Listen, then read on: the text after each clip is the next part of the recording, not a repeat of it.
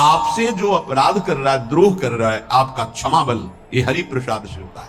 शांति, क्षमा बल, शांति, सह गया, क्या करूं, सहना ही पड़ेगा क्योंकि भगवत मार्ग में वो ऐसा नहीं होता। शांति,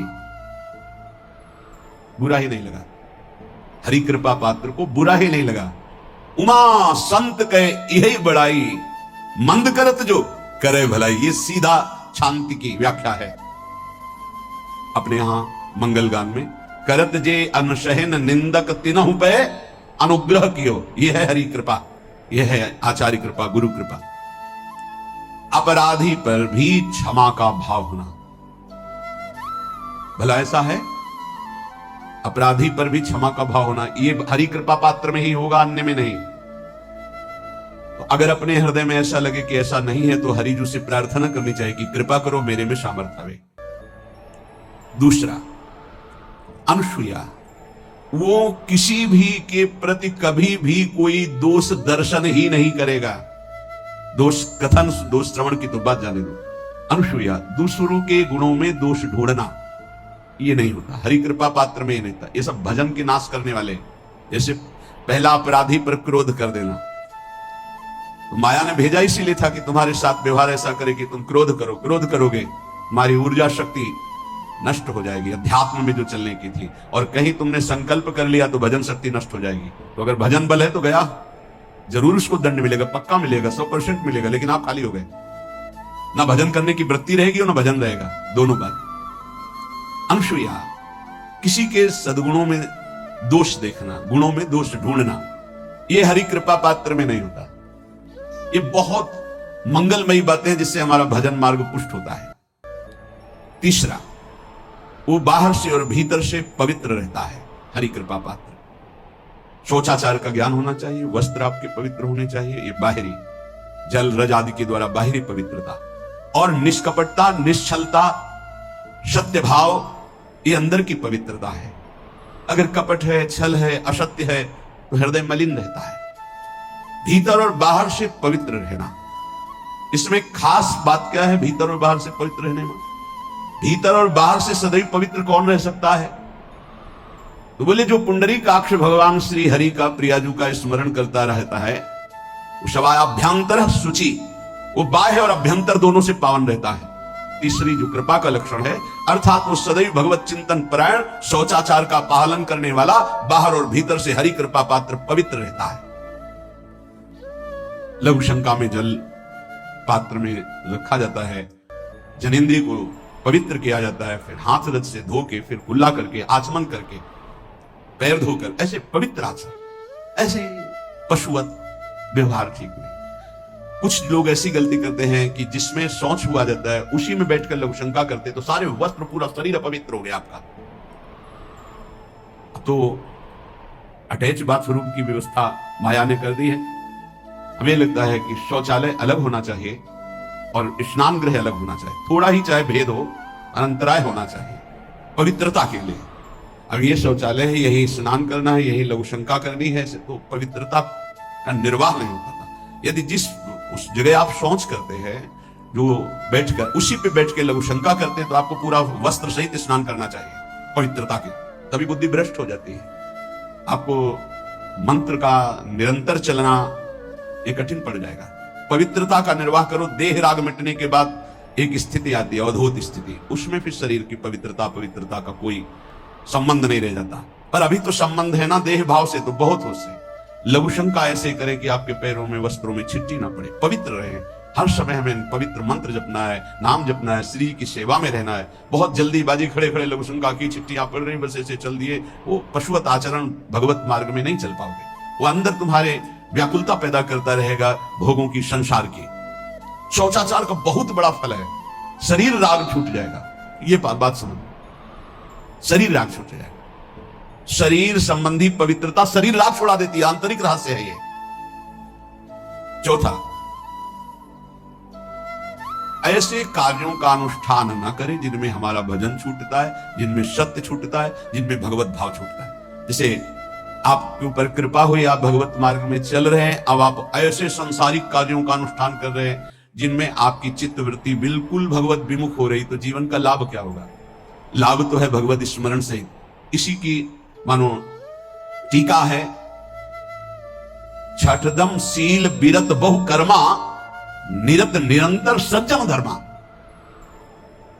शीलवान और ऐसे कर्मों से विरत जिनसे भगवत विस्मरण होता है, जो सज्जन पुरुषों के द्वारा धर्मानुष्ठान होते हुए उन्हीं का अनुष्ठान ऐसे कर्मों में ना जाए जिससे भगवत विस्मरण होता है। जैसे कल एक ने प्रश्न किया कि मैं खाता तो नहीं लेकिन मांस की दुकान में मांस बेचता हूं, होटल है, क्या उचित है? ये उचित कैसे हो सकता है? तुम और भी तो व्यापार कर सकते हो।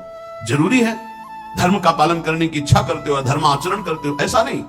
तो विरत बहुकर्मा, उन कर्मों से हमें विरत रहना है जो हमारे धर्म के विरुद्ध है, जो भजन के विरुद्ध है। हरि कृपा पात्र ऐसे कर्मों का अनुष्ठान कर ही नहीं सकता।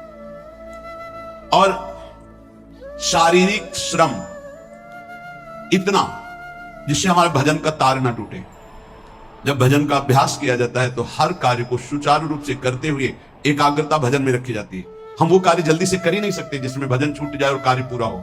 नहीं, हम कार्य करेंगे, हमें छोड़ दीजिए, हम अपने चिंतन से युक्त होते बिल्कुल कार्य करेंगे। जैसे कई साधक हैं, उपासक हैं, बड़े अच्छे उपासक हैं, उनको आप कार्य दीजिए कि आप पानी गर्म कर दीजिए, पात्र बहुत सुंदर साफ होगा, पानी बहुत गर्म, लेकिन आप कह दीजिए कि 5 मिनट में गर्म करके ले, तो उनसे असंभव नहीं होगा। छोड़ दीजिए उनको आप, वो मतलब ऐसा कार्य करेंगे प्रशंसनीय, पर वो समय से। उनका एक सिद्धांत है, बहुत अच्छा लगता है, अपने को पता है इससे जल्दीबाजी नहीं होगी। पात्र मार्जन करना है, छोड़ दीजिए, आप उसको टोकिएगा नहीं, आप जल्दी मांगते उससे नहीं होने वाला। वो तनिक भी दोष नहीं रहने देगा पात्रों में, पर समय दीजिए, आराम आराम शुरू कर। हमें अच्छा लगता है। भगवत चिंतन परायण उपासक की यही वृत्ति होती है। पोछा लगाना है, बिल्कुल बढ़िया लगेगा, लेकिन आपको सर से घुमाते हुए ऐसा नहीं होगा। आप छोड़िए और जाइए, हटिए, और वो अपने ढंग से लगाएगा और एकदम क्लीन करके। यही उपासक का लक्षण होता है। जो कार्य करेगा सांगो पांग करेगा, पर वो बहुत मस्ती से होगा क्योंकि उसका भगवत चिंतन चल रहा है। अधिक ऐसे जिससे हमारा चिंतन छूट जाए, थोड़ा संयम में आना चाहिए। ये भगवत कृपा पात्र का लक्षण है। अपने भजन का फल देखना भगवत कृपा पात्र की, सबको प्रदान कर देना। हिम्मत है? अपने भजन, इतनी मेहनत से किया हुआ भजन, भजन होने के बाद हे प्रभु इस भजन का फल हो, सर्वे भवन्तु सुखिना सर्वे सन्तु निरामयाः।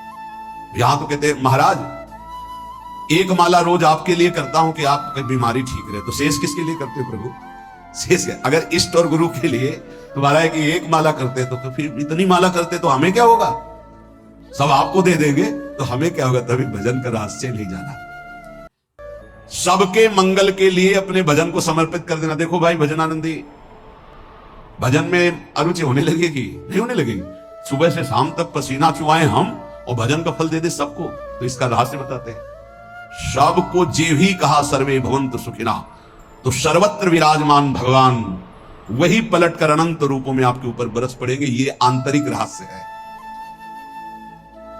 हमने जो भजन किया वो एक सीमा में था, जब हमने संपूर्ण विश्व को दे दिया तो असीम बनकर वापस हुआ। ये भाव न समझ में, अगर ये भाव लगे तो एकदम लगे हम अपना भजन क्यों दे सकते? उस सर्वात्मा में विराजमान जो हमारा प्रभु है उसी को समर्पित कर, सर्वे भवन्तु सुखिना। तो वो सब पलट कर सब जगह से वापस आया, सबका आशीर्वाद आया और वो महान बनता चला गया। ये लाभ है, आंतरिक लाभ है। अगर तुम्हारा भाव ऐसा न बनता हो तो आप प्रभु को तो अर्पित करते ही है ना, तो वही प्रभु सब में विराजमान है। ऐसा भाव करके सर्वात्म स्वरूप भगवान को हमारा भजन समर्पित है, सब रूपों में प्रभु विराजमान है। ये हरि कृपा पात्र का लक्षण चल रहा है। और छठवां, अपने भजन से अपने लिए कुछ भी ना चाहना और दूसरों की तो बात जाने दो, दूसरों से कुछ ना चाहना ये तो ठीक है, अपने भजन से अपने लिए कुछ ना चाहना है हिम्मत। देखो ये हरि कृपा पात्र में हिम्मत होती है। अपना भजन अपने प्रयोग में ना लाना, इसका भी आंतरिक रहस्य है। अपने प्रयोग में आप शरीर को लेकर के बोलेंगे, अगर स्वरूप को लेकर तो प्रयोग की कोई वहां जरूरत ही नहीं, स्वरूप पूर्ण काम है, वहां कोई अभाव नहीं। जब आप कोई भाव अपने लिए करेंगे तो देह भाव होगा, देह भाव से किसी विषय की मांग होगी। विषय पूर्ति भजन का फल नहीं होता, भजन का फल होता विषय निवृत्ति। बहुत जोर की बात है, कैसे समझ? अपने भजन का भी फल अपने लिए नहीं, दूसरों से कुछ चाह रखना तो बात ही जाने दो। भजन से भी कोई अन्य सुख की चाह नहीं हुई। क्या चाहिए? भजन ही बनता रहे, भजन का फल भजन बनता रहे, खूब निरंतर जप करते रहे। 7वां, किसी भी मान सम्मान कीर्ति पद प्रतिष्ठा के मिलने पर हृदय का असंतुष्ट हो जाना, यह हरि कृपा पात्र का लक्षण होता है। प्रणाम नमस्कार जय हो तो हृदय में असंतुष्ट हो जाना चाहिए। कोई किंचन मात्र अभिमान न उदय हो जाए। प्रभु बचाओ, ये माया की चकाचौंध से बचा लो नाथ। कौन सा अपराध बन गया कि आपकी जय की जगह यहां हमको ऐसा सुनना पड़े। जैसे एक बार महापुरुष जन कहे थे कि जब गुरुजन बड़ाई करने लगे सामने शिष्य की, उसको ग्रीवा झुका लेनी चाहिए, पश्चाताप करना चाहिए कि कोई गलती हो गई, आज हमारे गुरुजी ने हमारी बड़ाई कैसे कर दी, इसका मतलब कोई दोष बन गया, कोई गलती हो गई, और प्रार्थना करना चाहिए कि क्षमा कीजिएगा महाराज, अगर कोई गलती हो तो दंड दीजिएगा, लेकिन ये दंड मत दीजिएगा कि आप हमारी प्रशंसा कर रहे, भगवान इससे बड़ा और कोई दंड नहीं। ऐसा महसूस होना चाहिए। सम्मानम कलयाति घोर गरलम, ये हरि कृपा पात्र का लक्षण है। नीचापमानम सुधा, नीच पुरुषों द्वारा किया हुआ अपमान अमृत के समान लगे और सम्मान विष के समान लगे। मान प्रतिष्ठा कीर्ति जिसके लिए बड़े बड़े लालायित रहते, हरि कृपा पात्र को विष की तरह चुभती है। और 8वां, किसी भी प्राणी समुदाय से संबंध ना रखते हुए सब पर दया की भावना, सब पर कृपा की भावना, सब पर करुणा मैत्री, पर किसी से ममता नहीं। ये सूत्र बहुत व्यवहार में प्रयोग करने योग्य है। सबसे करुणा और मैत्री, पर किसी से ममता नहीं। करुणा तो करी भरत जी ने, मैत्री भी की मृग से, पर ममता रहित नहीं रहे। ममता कर ली तो अगला जन्म हिरण का हो गया। ममता नहीं रखी। निर्ममो निरहंकारा, करुणा मैत्री तो करनी है, जैसे इसमें आदेश गीता में जी आदेश है, अद्वेष्टा सर्वभूतानां मैत्रः करुणैव च, पर निर्ममो निरहंकारा, ये साधक की चतुरता है। प्राणी मात्र पर दया कृपा करुणा मैत्री, पर ममता नहीं। ममता किसी से, और यहां करुणा मैत्री ये तो गायब हो गई, केवल ममता रह गई है। अपने शरीर से ममता, शरीर संबंधियों से ममता, विषय भोगों से ममता, यही जहर है। संबंध में ये ममता ही जहर है, विचारों में अहंकार जहर है, कर्मों में ये आसक्ति जहर है। इसी जहर को मिटा दे तो जीवन मुक्त महापुरुष कर्म करते हुए, विषय सेवन करते हुए, वार्ता करते हुए, विचार करते हुए बिल्कुल जहर रहित तो उसका जीवन हो गया। तो ये 8 बातें हरि कृपा पात्र में होती हैं, इनको बार बार सुनना, हृदय में धारण करना। जो भक्त होता है, हरि कृपा पात्र होता है, उसमें ये 5 बातें कभी नहीं जागृत होती, स्फुरित ही नहीं होती। पहला, किसी से ईर्ष्या, दूसरा किसी से घृणा, तीसरा किसी से भयभीत हो जाना, चौथा भजन सेवन नृत्य गायन आदि में लज्जा लगना, 5वां किसी की निंदा करना, ये नहीं होती। अब जो आगे वर्णन कर रहे हैं उसमें महापुरुषों की पहचान है। सिद्ध महापुरुष 3 प्रकार के होते हैं। एक होते हैं आचार्य कोटि के, सात्विक विचार वाले, एक होते हैं भ्रष्ट आचरण वाले, एक होते हैं पिशाचाचरण वाले, और तीनों सिद्ध हैं। बहुत बड़े महापुरुष पूज्यपाद उड़िया बाबा जी हैं, वही रहस्य का प्रकाश कर सकते थे, अन्यथा बिना ब्रह्मबोध महापुरुष के ऐसा नहीं। तीनों सिद्ध हैं, तीनों भगवत प्राप्त है। सात्विक आचार वाले, जो आचार्य कोटि के होते हैं, एक एक अक्षर शास्त्र मर्यादा के अनुसार चलने वाले, जैसा शास्त्र कहता वैसा उनके आचरण में दिखाई देगा, और वो सिद्ध भगवत प्राप्त महापुरुष हैं, पर उनके आचरण तस्मात् शास्त्रम प्रमाणम थे। दूसरे भ्रष्टाचार, ऐसों को पहचान पाना बहुत कठिन होगा।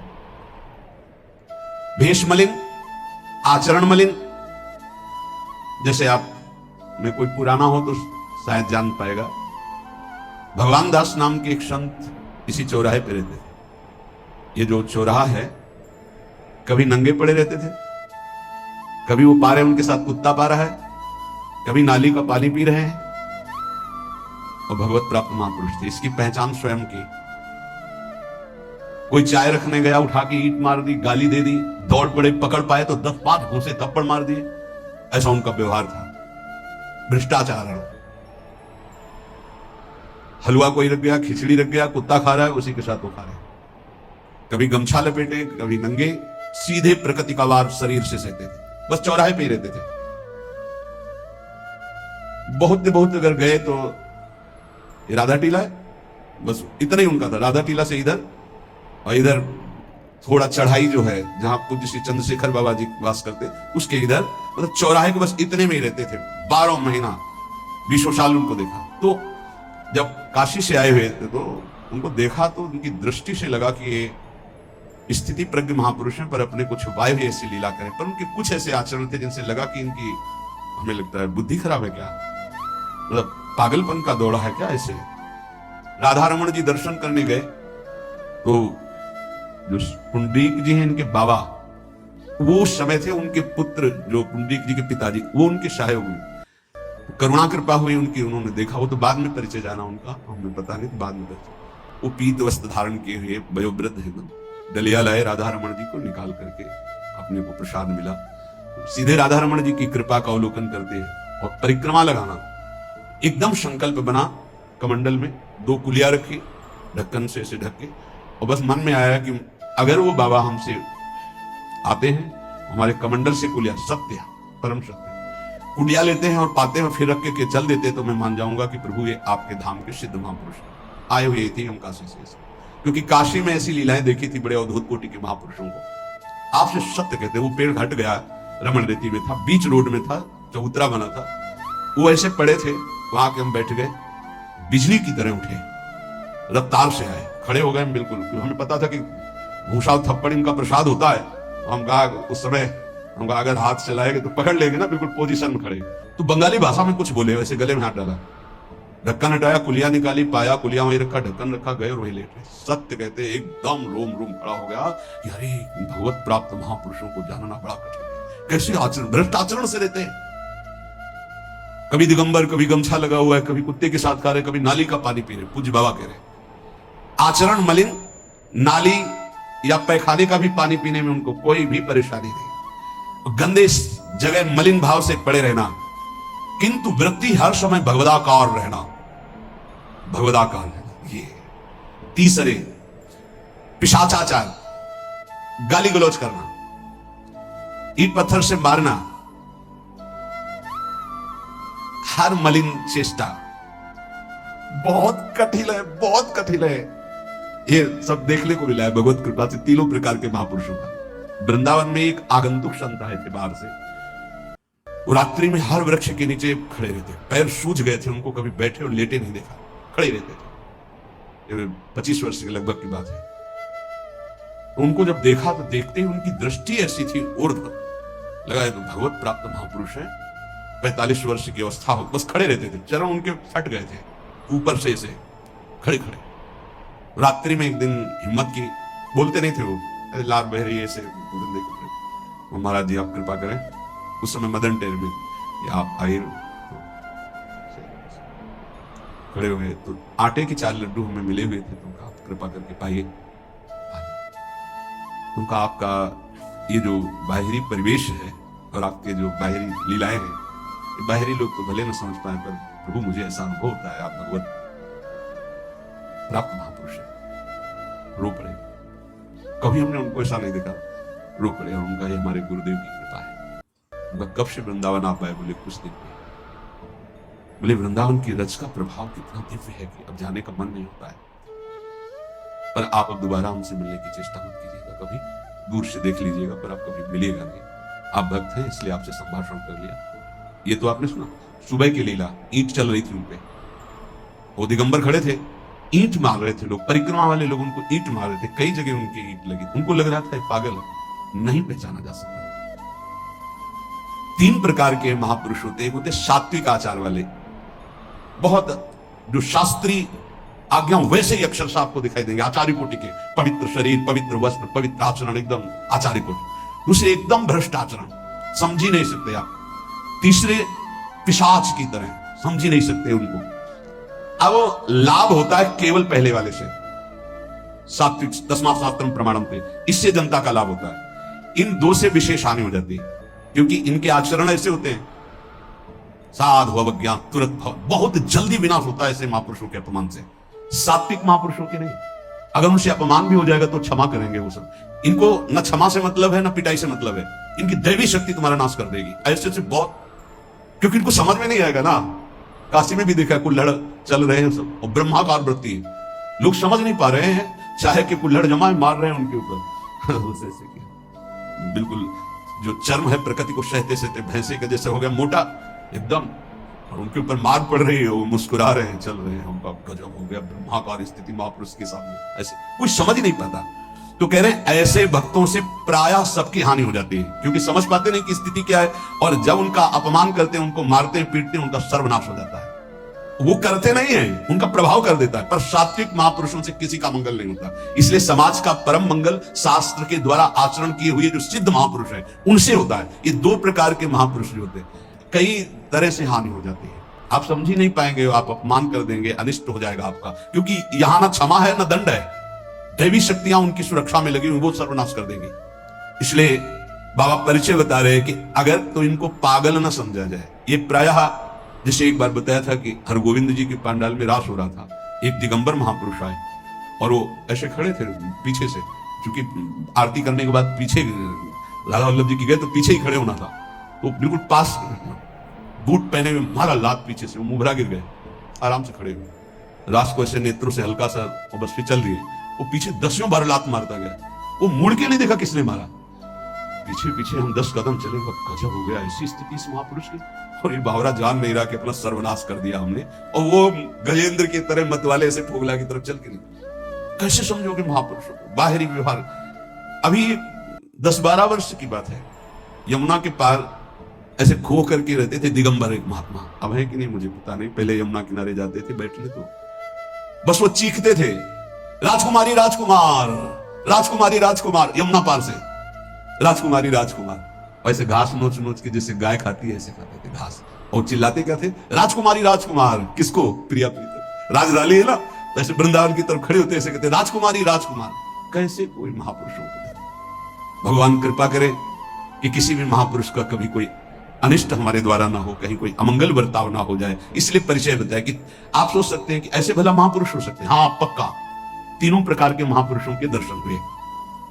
उपासक को चाहिए कि जब कभी इन दो प्रकार के महापुरुषों का जो भ्रष्टाचरण या पिशाचाचरण, इन दोनों, तो दूर से प्रणाम करके, ना सानिध्य ना नजदीक ना चरण छूना, दूर से प्रणाम करके चल दे, इनके प्रति कभी अशुद्ध भावना भी न लावे, क्योंकि वहां क्षमा शब्द नहीं है। जैसे आग में क्षमा शब्द नहीं है, अगर आपने प्यार से भी स्पर्श किया तो दाहिका शक्ति जला देगी, और रोष से भी स्पर्श किया तो उसकी दाहिका शक्ति आपको जला देगी। सात्विक आचरण वाले महापुरुषों के द्वारा परम मंगल होता है, और वही सिद्धि प्राप्त करना उचित है। इस कोटि के ये सब भगवान शंकर स्वरूप हैं, इनको केवल प्रणाम है, ना इनके आचरण अनुकरणीय है, ना इनकी स्थिति परिचय में आ सकती है।